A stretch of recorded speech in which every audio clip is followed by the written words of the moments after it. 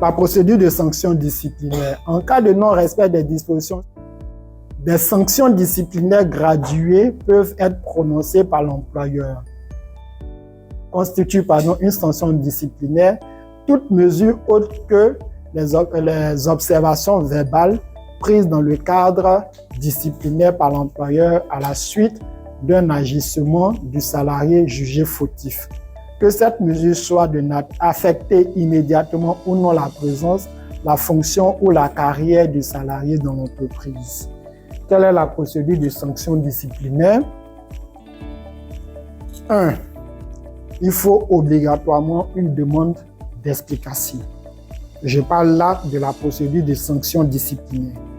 La procédure de sanction disciplinaire est déclenchée par une demande d'explication.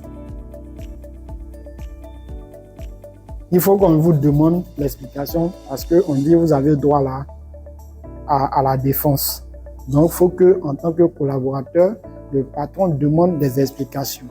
Et le salarié dispose d'un délai de 72 heures pour répondre. 72 heures, ça fait 3 jours.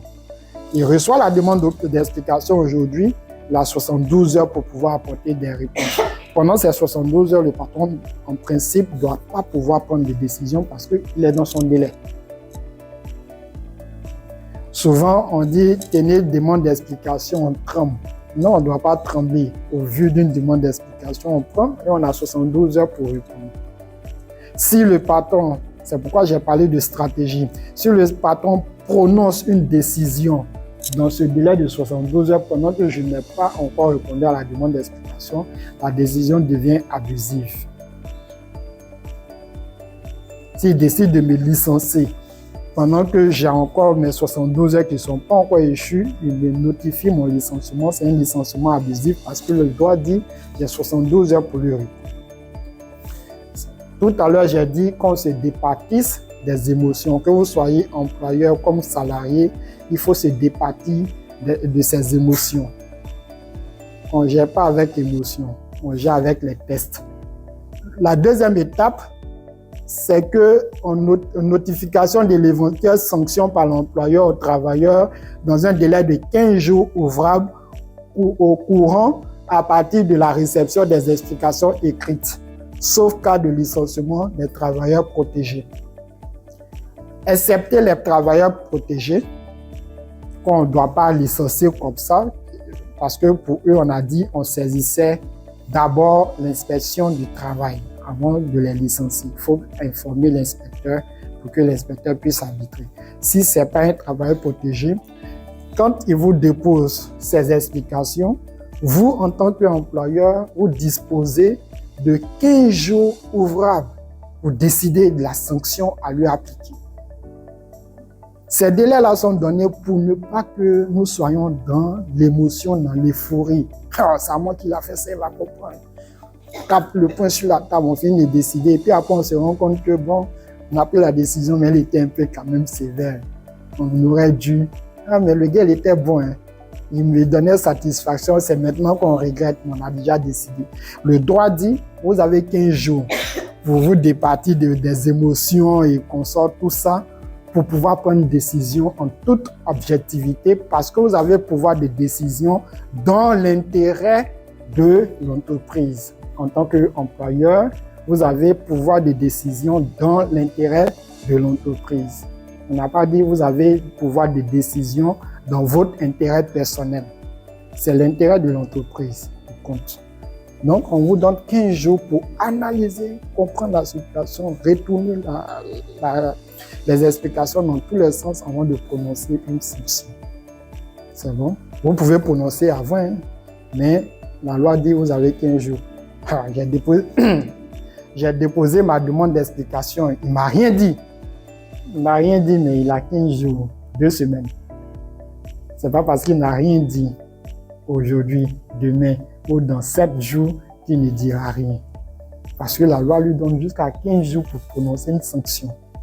C'est bon? Et puis le jour où on prononce la sanction, au 12e jour, quand on vous notifie la sanction, aïe, mais aujourd'hui je n'ai rien fait, puis on me sanctionne. Non. La loi dit qu'il a 15 jours pour notifier. Donc il est dans son délai. C'est bon? Et puis on court, on va à l'inspection du travail, on dit, monsieur l'inspecteur, aujourd'hui je n'ai rien fait, mon patron m'a sanctionné. Et vous avez donné une demande d'explication, oui. Ça date de combien? Ça date de 10 jours, 10 jours, il a laissé tomber. Est-ce qu'il a écrit pour dire je laisse tomber? Non, il n'a pas écrit pour dire je laisse tomber. Il est dans son délai de vous sanctionner. Ce n'est pas une sanction abusive, il est dans le délai. Ensuite, l'employeur adresse une copie de la sanction avec la demande d'explication et les explications écrites du travailleur à l'inspection du travail du ressort et le cas échéant aux délégués du personnel. S'il y a des délégués du personnel, il faut leur remettre ce dossier également. Il faut remettre à l'inspection du travail, il faut leur remettre également le dossier. Il faut dire à l'inspection, on a respecté la procédure et voilà la sanction qui s'en est suivie. On a compris la procédure, hein? C'est bon, non? 1. Demande d'explication, peu importe la faute. Il faut toujours donner l'occasion aux collaborateurs de s'expliquer. 2. Le collaborateur a 3 jours, 72 heures pour donner ses explications. Donc, si on donne une demande d'explication en stratégie, il ne faut pas, il y a peur, je rédige quelque chose, je viens déployer demain. Non, je dois prendre le temps de préparer ma défense. Il y a 3 jours pour le faire. Quand on dépose, le patron il a 15 jours pour réagir. S'il doit sanctionner, s'il doit laisser tomber, il a 15 jours pour le faire. Et puis enfin, le tout est convoyé à l'inspection du travail pour information. Cette mise en garde écrite indique avec précision les faits qui sont reprochés au travailleur. Celui-ci doit être entendu avant que l'avertissement ne lui soit remis. Il peut présenter des explications écrites ou verbales, peut se faire assister s'il le désire par un délégué du personnel. Il ne peut refuser de recevoir l'avertissement sans risquer un licenciement pour faute lourde. Copie de la lettre d'avertissement et de la note d'explication écrite du travailleur doit être adressée à l'inspection du travail. En cas de récidive, dans un délai de 6 mois, le travailleur peut subir une sanction plus grave. Ici, la même chose, il a répété ça dans un délai de 6 mois, on le met en observation sur 6 mois. S'il répète la même chose, on peut lui donner une sanction plus grave. Et l'une des sanctions un peu graves, c'est la mise à pied. Une des sanctions parce que nous sommes en train de monter un peu en termes de gravité. La sanction maximum, c'est le licenciement. On ne met pas un travailleur en prison. Si on est trop fâché, on le licencie. Souvent, il y a certains patrons qui menacent. Je vais te mettre en prison. Le dispositif ne prévoit pas prison. Le dispositif prévoit la sanction maximale, la peine capitale, c'est le licenciement. La mise à pied. Cette sanction grave doit être obligatoirement notifiée au travailleur après que des explications lui auront été demandées. Également, des copies de la notification et des explications sont adressées à l'inspection du travail. La mise à pied sans solde, elle est plus une mesure de sûreté qu'une sanction dans la mesure où elle permet au chef d'entreprise de se donner du temps quant à la décision définitive. Et le travailleur qui se rendrait dans l'entreprise pendant sa mise à pied risquerait un licenciement pour faute lourde. Les mises à pied vont de 1 à 3 jours et de 4 à 8 jours. C'est bon? En cas de récidive, après une mise à pied de 1 à 3 jours dans un délai de 6 mois, le travailleur peut subir une sanction plus grave. Ce délai est porté à 8 mois en cas de mise à pied de 4 à 8 jours. C'est-à-dire, on vous a fait une mise à pied de 3 jours. On vous observe pendant 6 mois. Si vous répétez la même erreur, la même faute pendant ce délai de 6 mois-là, on peut vous donner une sanction beaucoup plus grave qui est le licenciement. On vous fait sortir des effectifs. On a donné avertissement. Vous avez fait. On dit bon, on va monter un peu le niveau. On donne mise à pied. Vous refaites encore la même chose. On aboutit maintenant au licenciement. Ce que je veux dire, c'est que c'est pas, en termes de sanctions, ce n'est pas des passages obligés. C'est pas que il faut commencer par faire avertissement après mise à pied. On peut choisir l'une des sanctions. Mais ce qui est plus important, c'est qu'on ne peut pas sanctionner sans avoir demandé des explications. C'est bon? Ça, c'est ce qu'il faut retenir. On ne peut pas sanctionner sans avoir demandé des explications. Donc, le licenciement qui est la sanction la plus grave. L'employeur peut mettre fin au contrat de travail de façon unilatérale pourvu qu'il notifie cela avec un préavis écrit et que le licenciement ne doit pas revêtir un caractère abusif. Le licenciement considéré comme une sanction est prononcé dès la constatation d'une faute du travailleur, sauf cas de travailleur protégé. L'employeur peut aussi sanctionner un comportement fautif qui n'a pas été réformé après plusieurs mises en garde et avertissements. La détermination de la faute lourde est complexe, mais la jurisprudence ivoirienne retient des cas évidents de faute lourde commise par le travailleur.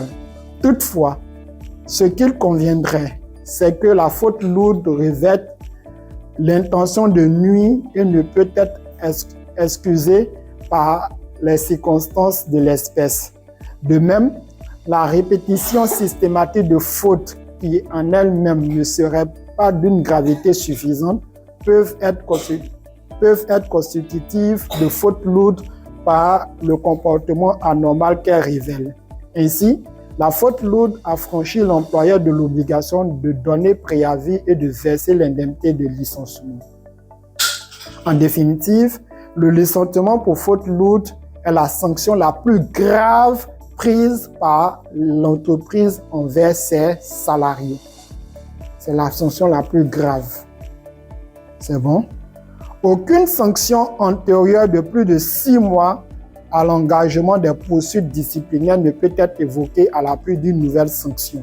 Si on a sanctionné aujourd'hui, que 6 mois est passé, on ne peut plus venir dire, comme il est sanctionné il y a 6 mois, tu n'as pas compris, aujourd'hui on va resanctionner pour la même faute. C'est bon, sinon ça devient une sanction abusive. Passé le délai de 3 mois depuis la connaissance par l'employeur de son existence, aucun fait reproché au travailleur ne peut faire l'objet de sanctions disciplinaires. J'ai constaté, en tant qu'employeur, que le caissier, on va laisser les femmes en dehors, le caissier, il prend, les points de caisse ne tombent pas. Je ne dis rien, je laisse 3 mois passer et puis je reviens pour dire 3 mois plus tard, mais 4 mois plus tard.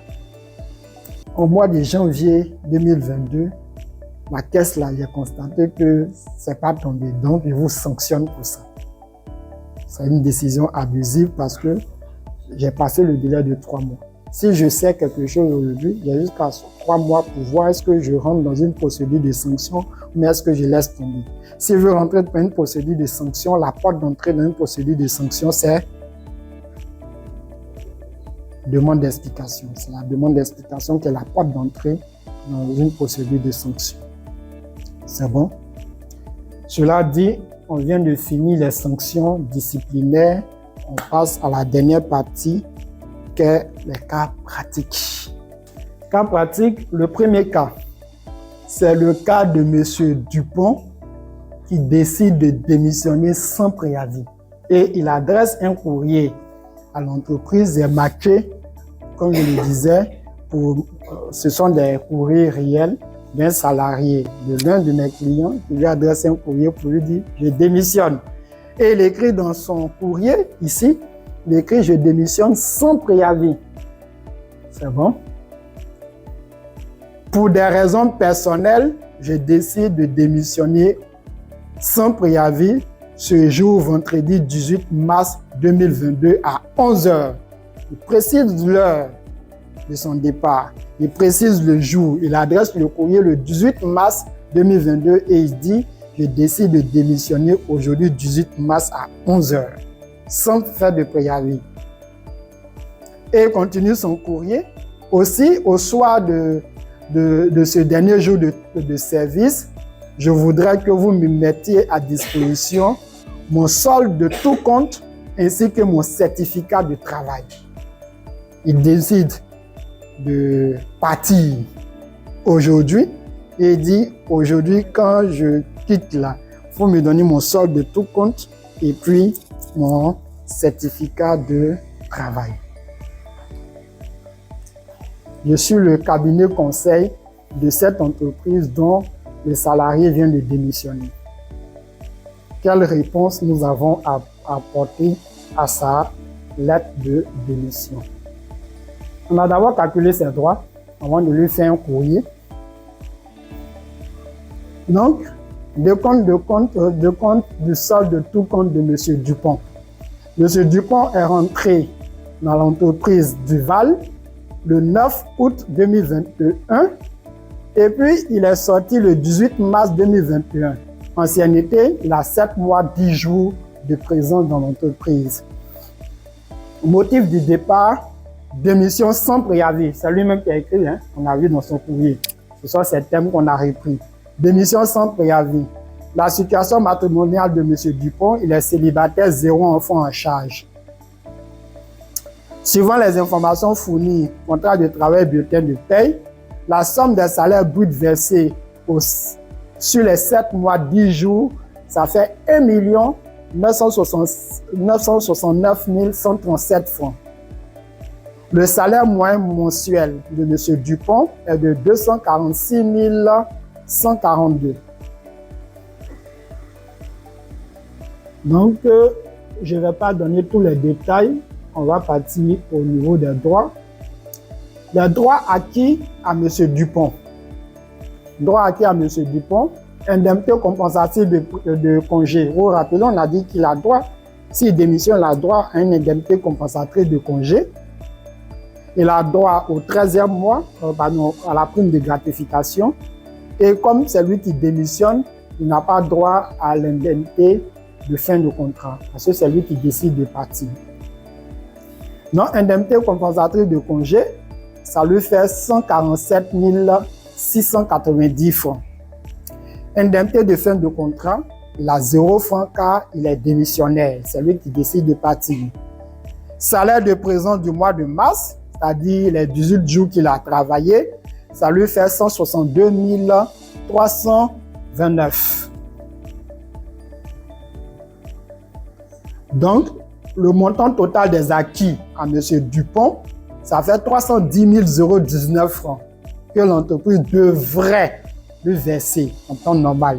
Mais comme il dit qu'il démissionne sans préavis, alors il doit payer le préavis à l'entreprise. Vous vous rappelez, quand on a vu les droits de démission, on dit s'il démissionne sans effectuer le préavis, il doit payer une indemnité de préavis à l'entreprise. Donc, on écrit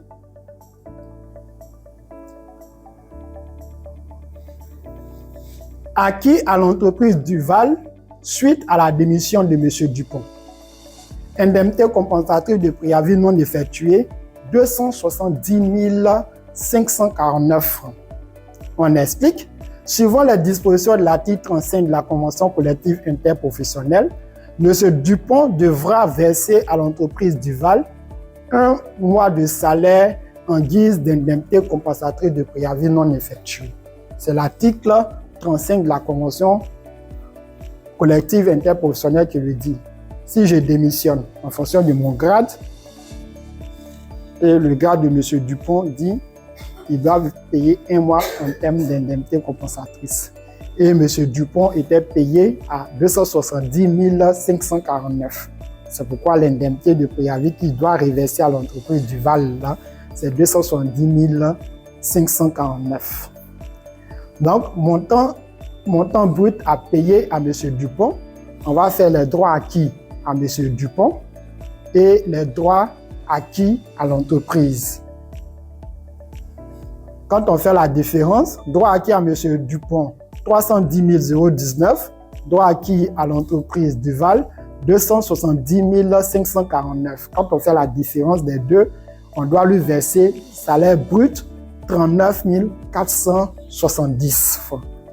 Donc lui qui a tapé du poing sur la table pour dire je démissionne à 11 heures.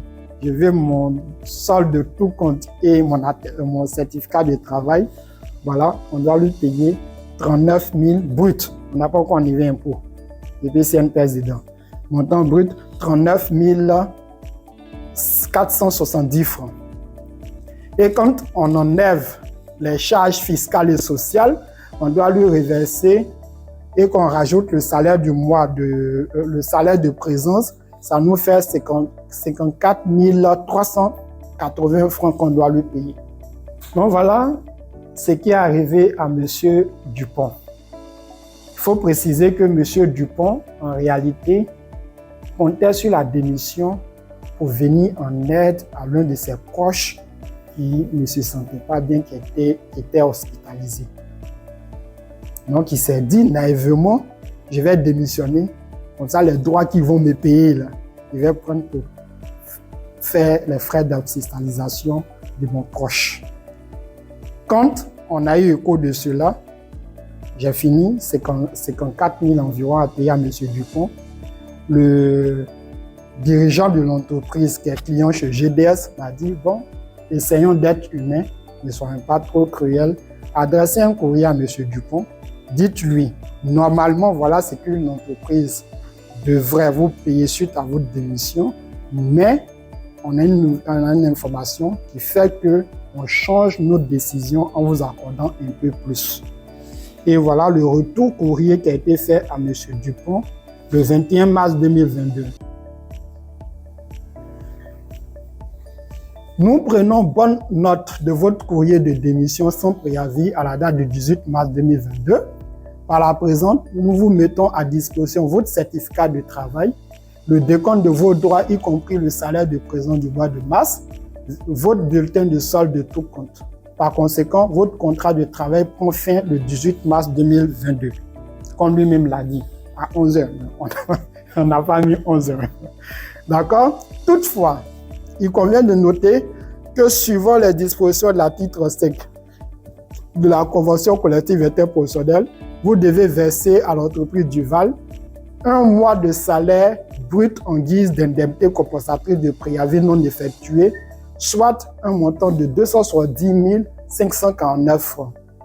Pour des raisons de convenance, non seulement nous vous faisons grâce du versement de cette indemnité compensatrice de préavis, mais aussi nous vous payerons uniquement votre salaire de présence du mois de mars, soit un montant de 156 035 francs. Nous vous prions de recevoir nos cordiales salutations. Parce qu'on venait d'apprendre que M. Dupont devrait utiliser l'argent qu'il pensait gagner là pour venir en aide à son très proche qui était hospitalisé au CHU. Et le patron a pris compassion en instruisant le cabinet de payer le salaire de présence qui fait 156 035 au lieu de 54 000 francs comme droit normalement acquis à M. Dupont. C'est pour dire que quand on doit prendre des décisions, il faut les prendre à la lumière des tests. Il ne faut pas prendre des décisions sur la base des émotions, mais des lui-dire.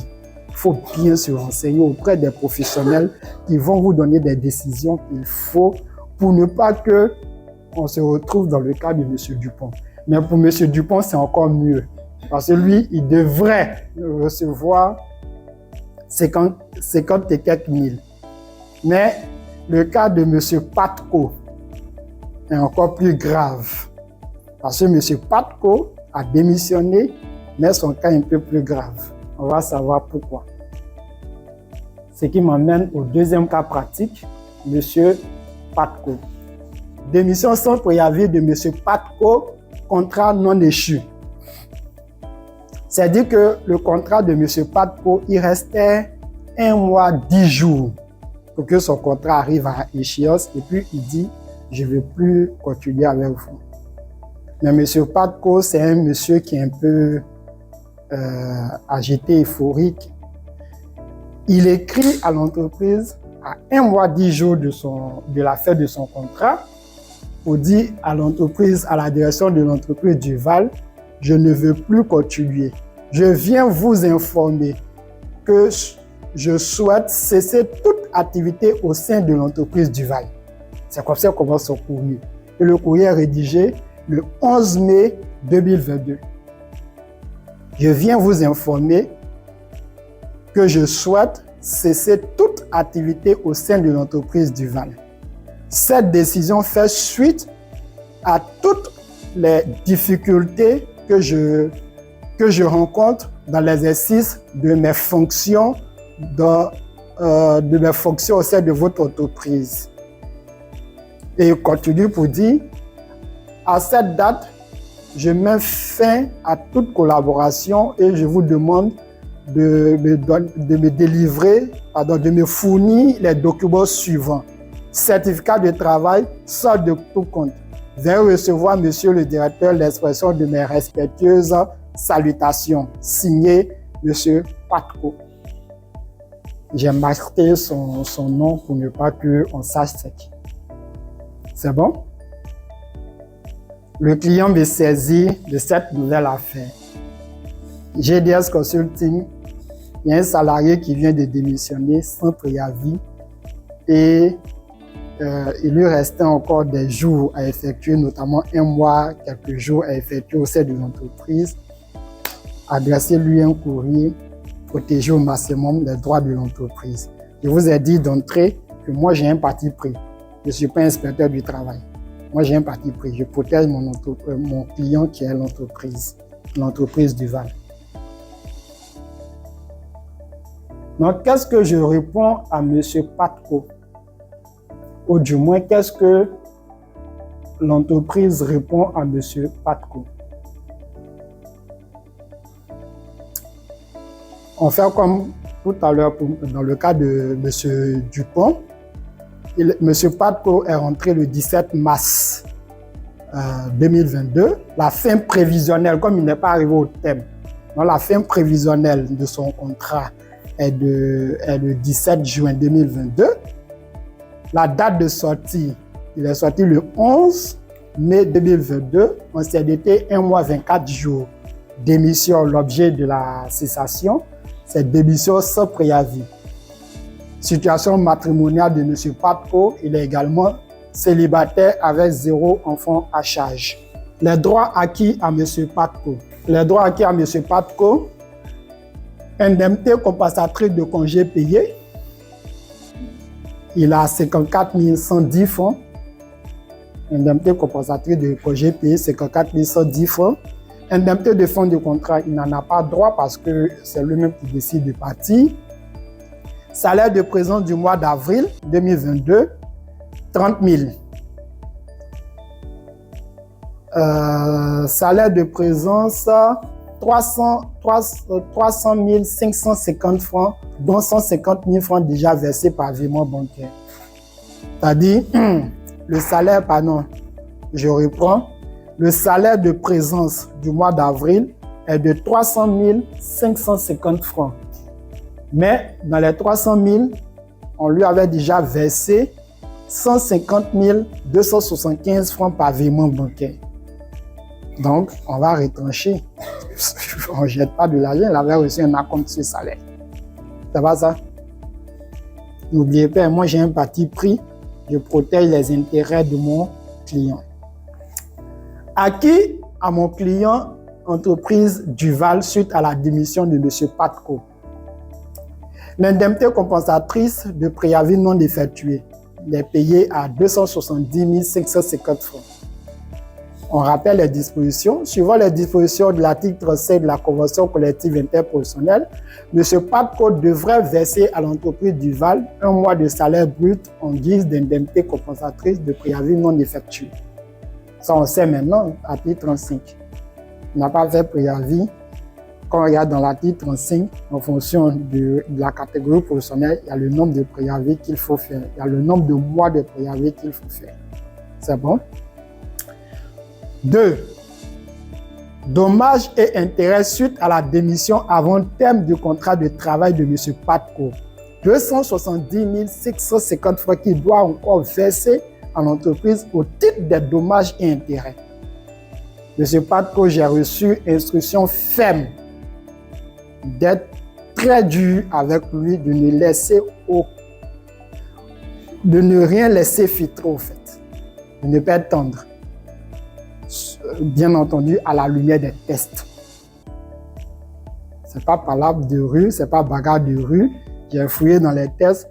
Les tests nous disent l'article 15.9 et suivant du Code du variant du travail dispose que toute rupture prononcée du contrat de travail CDD avant son terme donne droit au versement de dommages et intérêts au profit de la partie lésée en concurrence au profit de l'entreprise Duval. Le montant des dommages et intérêts ainsi signifiés correspond à la période restant à courir jusqu'au terme du contrat CDD. Dans le cas d'espèce, dans le cas de M. Patko, ce délai est estimé à 1 mois 6 jours, allant du 11 mai, date de démission, jusqu'au 17 juin 2022, date prévisionnelle de fin du CDD. Donc, il a 11 mois 6 jours qu'il devait faire. Et comme il n'a pas fait, il faut calculer indemnité, dommages et intérêts. Nous, on a retenu 1 mois. Donc, ça fait 1 mois de salaire. Donc, c'est comme s'il doit 2 mois de salaire à l'entreprise. Donc, le montant acquis à l'entreprise Duval, qui est notre client, est de 541 100 francs qu'il doit verser à l'entreprise. Donc, quand on fait la différence entre ce que l'entreprise doit lui payer et ce qu'il doit payer lui à l'entreprise devrait lui payer 204 385 francs. Alors que lui, il doit payer 541 100 francs à l'entreprise. Donc, ça donne une différence négative de moins 336 715. C'est-à-dire que c'est lui qui doit 300 000 francs à l'entreprise. 336 715 francs à l'entreprise. Donc, montant salaire net à payer après déduction des charges fiscales et sociales, 0 francs. C'est bon? Donc, au regard de la conclusion, au regard de tout ce qui précède, le salarié M. Patko doit reverser à l'entreprise Duval la somme de 336 715 francs. C'est-à-dire, un matin, le monsieur s'élève, il dit « Je démissionne sans préavis alors qu'il lui reste 1 mois encore ». L'entreprise contacte le cabinet, il dit « Ah, ça tombe bien » et on reçoit instruction ferme de regarder comment on peut faire pour serrer au maximum. On a regardé, on a déniché 2. On pouvait aller au-delà. On a déniché que 2. On pouvait aller au-delà. Et quand on a déniché les 2 là, les 2 qu'on a dénichés, ils doivent dédommager l'entreprise parce qu'il n'a pas terminé son contrat de travail. Ça veut dire qu'on a l'obligation de terminer le contrat de travail quand on l'a signé. Donc, il y a des poursuites. On a l'obligation de faire un préavis quand on démissionne, sinon il y a des poursuites. Donc, c'est toutes ces poursuites-là qu'on a mis à charge de M. Patko. Et aujourd'hui, au jour d'aujourd'hui, il n'a pas encore payé les 336 715 francs à l'entreprise Duval. Donc, je vais arrêter là pour dire simplement qu'en matière de contrat de travail, il y a des choses, il y a des décisions, disons, qu'il faut prendre en connaissance de cause. Ne faisons pas comme M. Patko et M. Duval, parce que nous savons maintenant que pour démissionner, il y a un préavis à observer. Pour démissionner aussi, si le contrat n'est pas encore arrivé à son terme, il faut bien regarder au moment de dire je pars. Sinon, si l'entreprise dans laquelle vous exercez est client chez GDS Consulting a un parti pris. Et le parti pris, c'est pour le client. On va fouiller dans les tests, dans le dispositif du droit du travail pour serrer au maximum. Je le dis comme ça pour vous interpeller, pour que vraiment on fasse attention. On ne prend pas de décision dans le monde du travail sur la base des émotions. Il faut prendre des décisions en connaissance de cause. Même si on n'a pas appliqué de poursuite auprès du tribunal du travail à l'encontre de M. Patko, mais ce n'est pas exclu. C'est pas exclu. Parce que l'entreprise, il doit 300 000 francs à l'entreprise, 336 000 à l'entreprise. Donc, on peut engager des poursuites en son encontre pour qu'il puisse reverser les 336 000 à l'entreprise. C'est bon. Cela dit, s'il y a des questions,